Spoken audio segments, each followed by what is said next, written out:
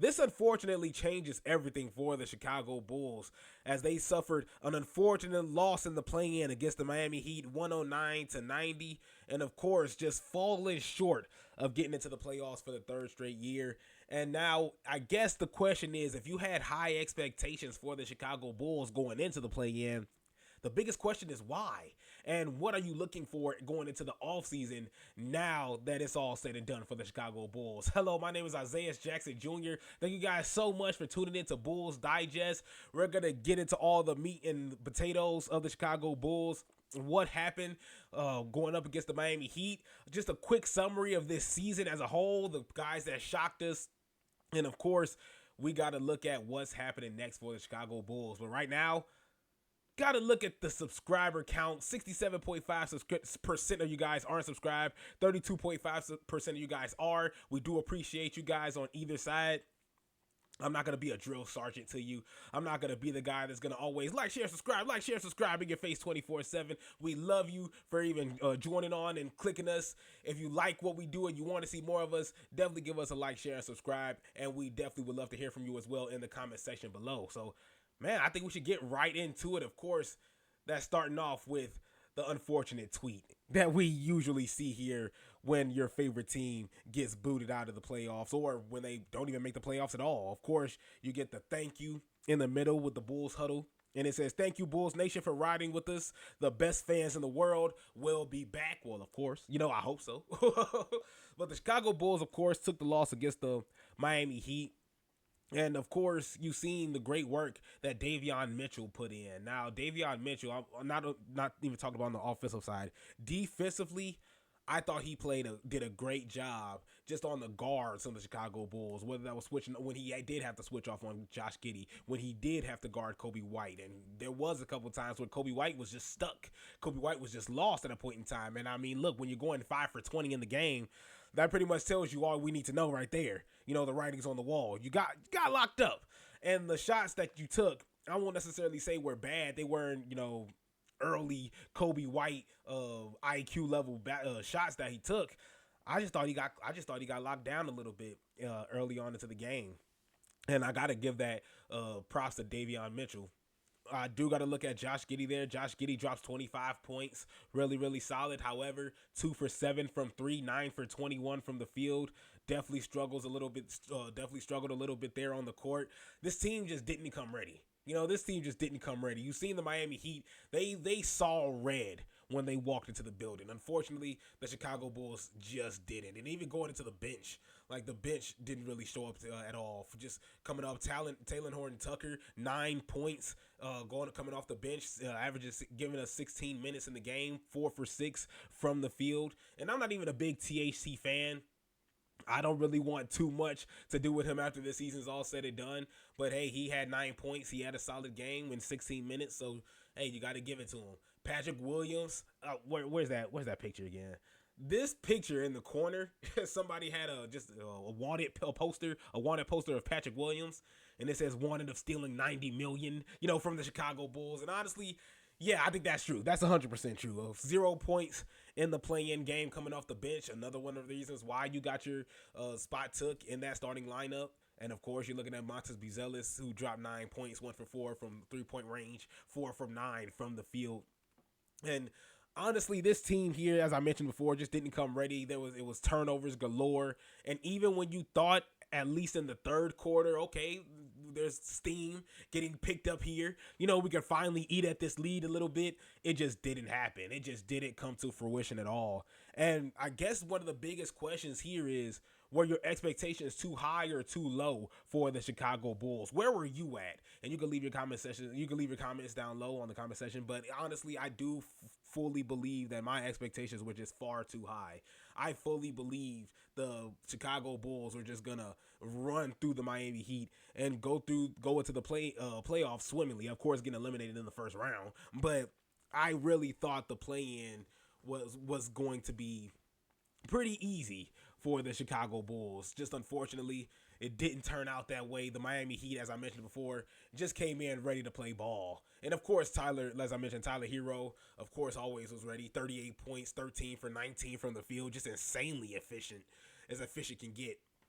And honestly, when you're looking at it, the Chicago Bulls and the great stretch that they went on as well, just absolutely amazing. Just a fun ride that it was these last couple months was another one of the reasons why my expectations were a little too high.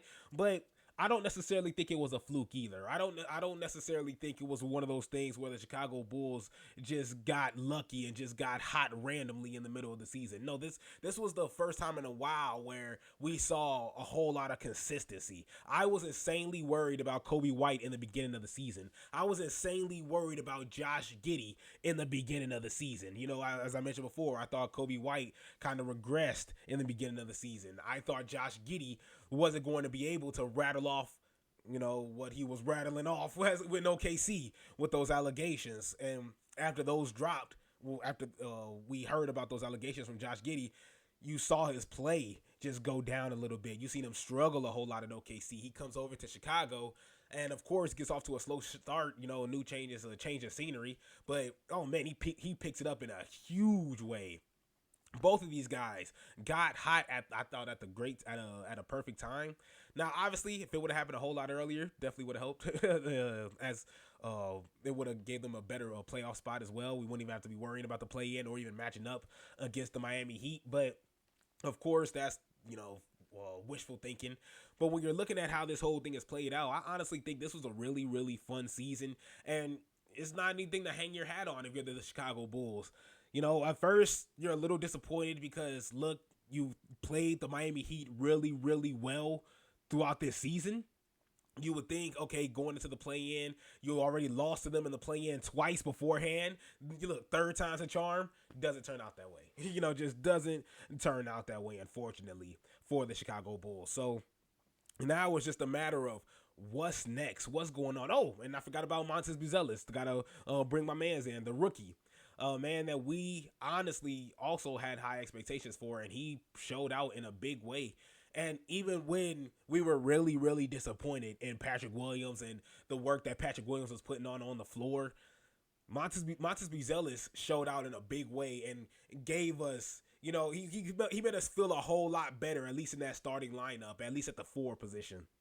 That, okay, we do have a rising star that's going to be here for the long haul. Of course, we did think that in Patrick Williams, but right now, look, I think we're done waiting. I think we're done waiting at this point. Montes Buzelis, of course, you gave him the keys, and he showed out. So I think the guys played well. They played their hearts out this season. So I think it's nothing to hang their hats on. Although my expectations were high, although I do see a couple of people's expectations were a little high, I don't think it's anything that we should be too upset about the Chicago Bulls getting eliminated. Now it's just a matter of worrying about the NBA draft, who the Chicago Bulls are going to scoop up, because right now, even though in the last video we talked about Derek Queen coming through to Chicago and also being a guy to look for, now the Chicago Bulls could be in a better position where they could be looking somewhere else.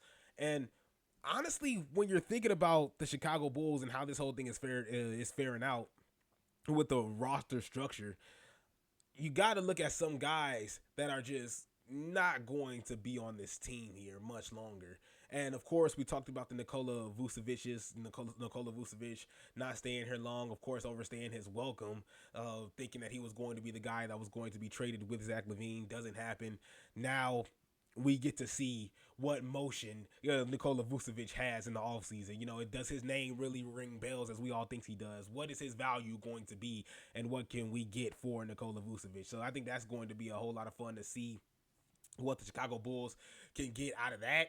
Right now, I don't think the Chicago Bulls themselves, even as a franchise, are even too upset, because just look at where we were once before to now, how Zach Lavine was just scrambling and scraping to get out of here. Yes, the man says, I want to be in Chicago, I love Chicago. Of course, the writing was on the wall when you're doing interviews and you have an LA hat on. The writing's on the wall, brother. We could tell you didn't want to be there. DeMar DeRozan, of course, the trade rumors was all over the place. We had 2 guys there, a couple agent vets that we kind of figured wasn't going to be there for the long run. And you had to let them go. We had to let them go. We had to see what value we were going to get for them. We're now seeing well, we're now seeing it come to fruition, and we're now seeing it actually play out really well. So now it's just a matter of seeing what the Chicago Bulls do in the offseason and how they're going to bless this roster with some of the young talent. And if Billy Donovan, if they choose to have Billy Donovan stay, is Billy Donovan going to be the guy to lead these younger talents, lead to younger talent, and make them into kind of like another Oklahoma City Thunder? And by that I mean just in the sense of just having a bunch of young guys under the age of 25 that you know is going to be there for the long haul and is going to just play their hearts out for you and is going to give you 110% on the court all the time. And that's what this roster, the Chicago Bulls roster, has for you today. It's just a matter of who's going to come in and kind of buy in to that same team environment as well. And I can't wait. I honestly can't wait to see what the Chicago Bulls do going into the offseason. So, look, that's it for me. I do want to thank you guys so much for tuning in. Don't forget to like, share, and subscribe if you like what we're doing here. Thank you guys so much for tuning in. We're going to get into a whole lot of Nikola Vucevic and Kevin Huerter and a lot of other guys that, at least in my eyes, didn't necessarily pan out the way the Chicago Bulls thought they would have. And it's just seeing the next steps of, do you still take the chance to keep them on the court, keep them on the floor, keep them on the Chicago Bulls roster and make something out of them? Or is it just time to hang it up and move on? Thank you guys so much for tuning in. I'll see you next time.